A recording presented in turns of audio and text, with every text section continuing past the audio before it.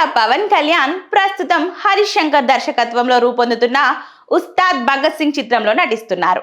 High voltage action entertainer 2026 March 26న ప్రపంచవ్యాప్తంగా విడుదల చేస్తున్నట్లు మేకర్స్ అధికారికంగా ప్రకటించారు.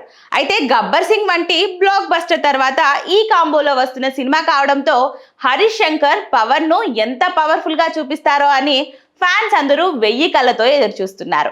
ఇక మరోవైపు పవన్ కళ్యాణ్ నెక్స్ట్ ప్రాజెక్ట్ పై కూడా క్రేజీ అప్డేట్ వచ్చేసింది.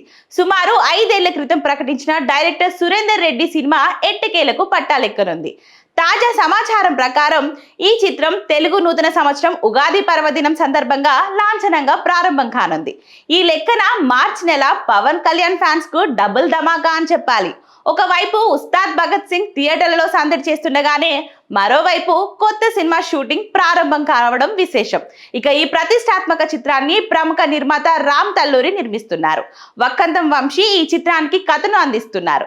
పాలిటిక్స్ లో బిజీగా ఉన్నప్పటికీ పవన్ కళ్యాణ్ వరుస ప్రాజెక్టులతో దూసుకుపోతుండటంతో బాక్స్ ఆఫీస్ వద్ద పవర్ స్టార్ జాతర మొదలైనట్టే కనిపిస్తుంది.